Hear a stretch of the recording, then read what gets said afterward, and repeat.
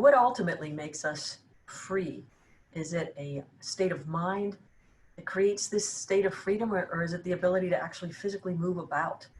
And as we're seeing, being able to physically move about because of the global pandemic has become something that's not so easy to do. It reminds me of that song, "Free your mind and the rest will follow." It's a state of consciousness. It's a state of being. It's a state of awareness.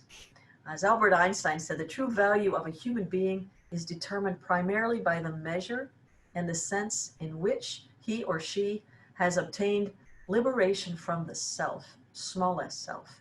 Liberation from the smallest self, or those things that keep us working within the constructs of creation, rather than participating fully with Creator, is how I like to say it. He goes on to say, we shall require a substantially new manner of thinking if humanity is to survive. And I question, Albert Einstein wrote that in 1934 in a book called The World as I See It. It will require a new manner of thinking if humanity is to survive. And so I'm suggesting here that more than a manner of thinking, it's a way of being that is required for us to shift our perception. And so that moves us into today's theme, which is open-hearted awareness. And an open heart can only be experienced when we go beyond the realm of the intellectual mind. Thubten said that, Anam Thubten. And this natural capacity is within us, and it requires a shift in perception, a move to the heart rather than the mind. And so, since we know also that mind isn't located in one space in our human bodies, it's everywhere. Heart, we definitely have a physical heart, but in this case, when we're saying open-hearted awareness, more than a location, or some of you might be onto the wheels of energy in our bodies called chakras, that's not even what I'm talking about. An open-hearted awareness is one where we start to function more like the heart itself instead of seeing ourselves as the physical heart. What the heck does that mean? I'm saying it like this. There's a way that the heart itself, the definition of the heart, I love the definitions of things. So Old English gives us this definition of heart: hollow muscular organ that circulates blood. A hollow muscular organ which circulates blood. So the heart itself doesn't really hold on to anything.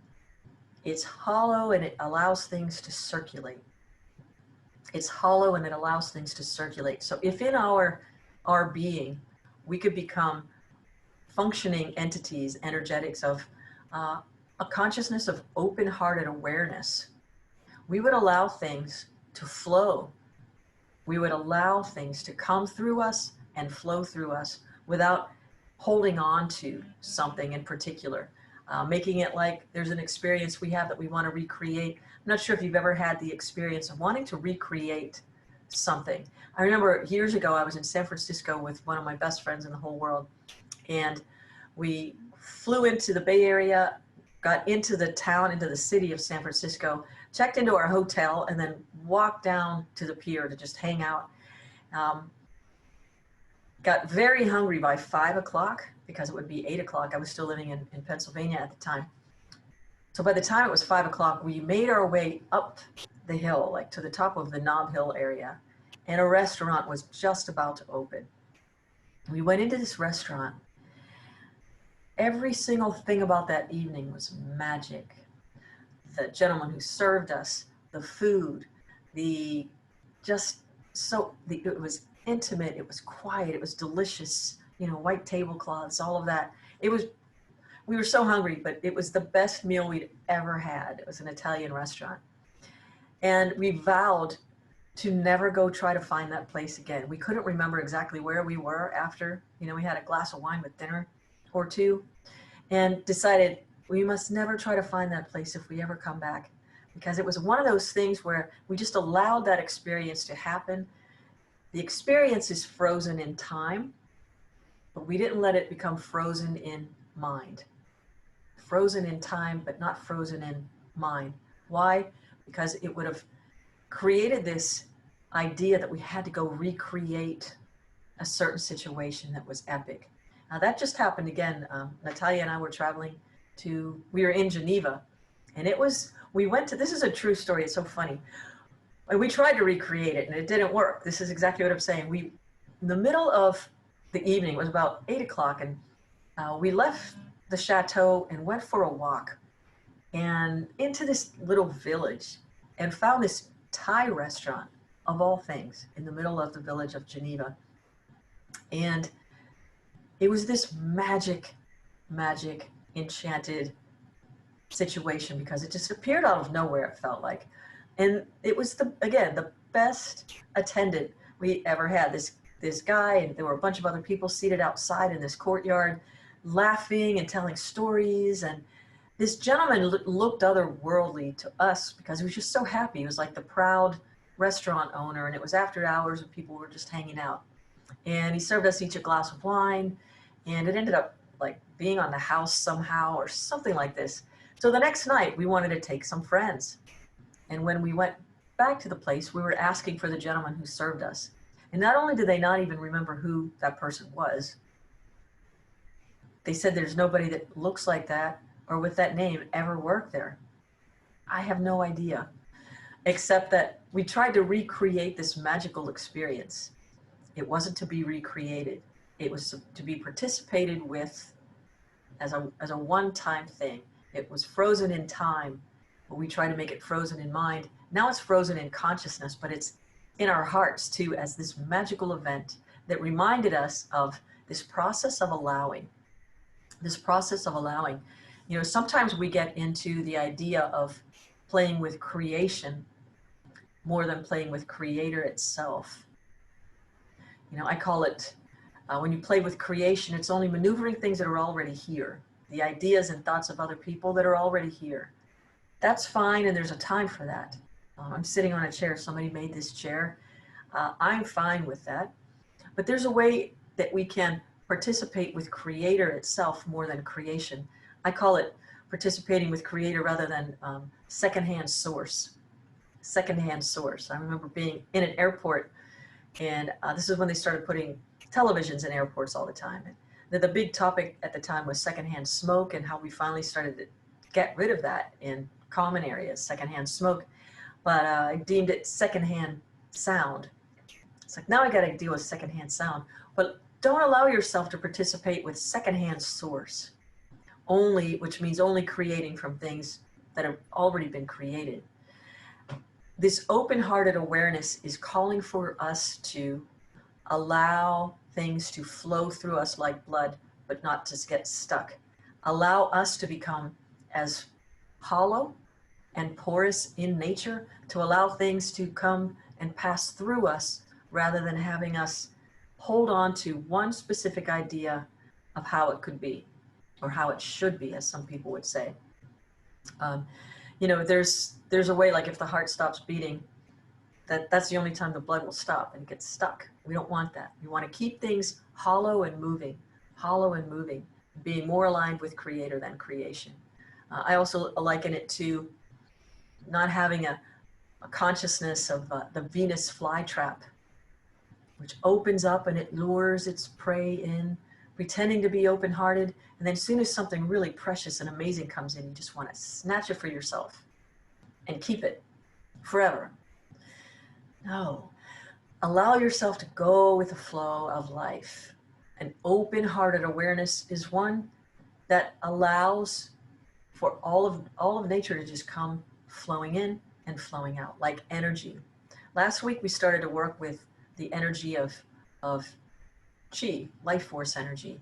And today we're going to incorporate a practice of allowing energy to come into our bodies and flow through us. The shift into freedom then is about us being able to free our minds from the attachments and limitations of the way it was perceived that things must look to have a successful life, and allowing ourselves to go beyond that realm of the intellectual mind that likes things to be in a line and order, and to play more with nature, the circuitous way that creation shows up and shows us a really good time.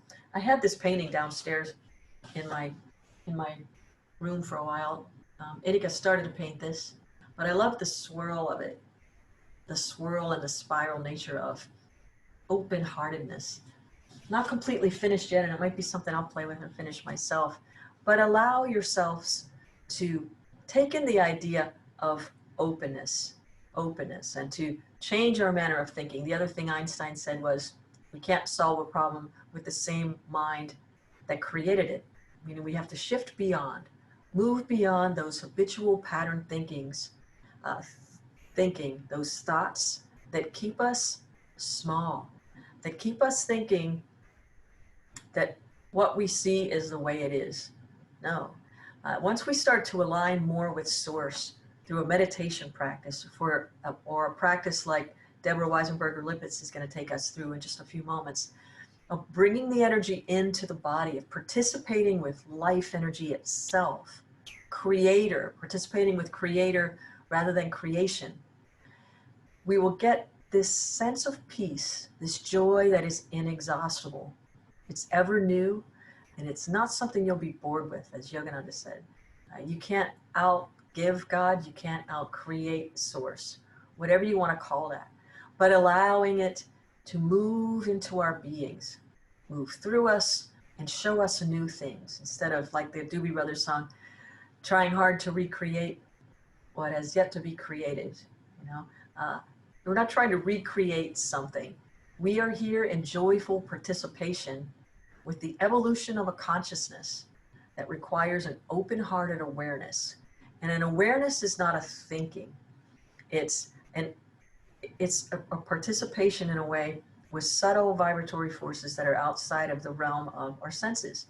So participating in this way, taking our senses as an example, if one way to cultivate this kind of a consciousness of open-hearted awareness is to use the senses to bring into the being, into the cells of our being, Source reminding things, God reminding things. So for a week, if you tried this for a week, to allow yourself to read books that make you think of God, practicing the presence.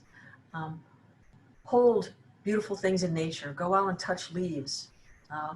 If you're creating food or whatever it is you're doing, creating anything that you're doing with your hands, give all that to God. Like, these are the hands of God, touching the hands of God. A friend of mine wrote a song, these are the hands of God, holding the hands of God. Over a 4th of July weekend with Circle Love Gathering from, 20 some years ago, I think. Recognizing everything you're participating with is part of the Creator's creation. But then ask for guidance from Creator itself to create something new. Sing a new song. Walk a new way to see different things. Whatever you bring in from your eyes, may it be God reminding. Everything you do for a week, do it with the thought that it was created from Source and bringing it back to Source. And this sense of freedom is this freedom from desires. Desires will be endless. But having only one desire, and that is to get back to that beam of light, as Yogananda would say. Get back to the beam, not playing in the motion picture of life. There's the reality and the non-reality. And the non-reality is this creation. Getting back to Creator. That's when we're participating fully with what is.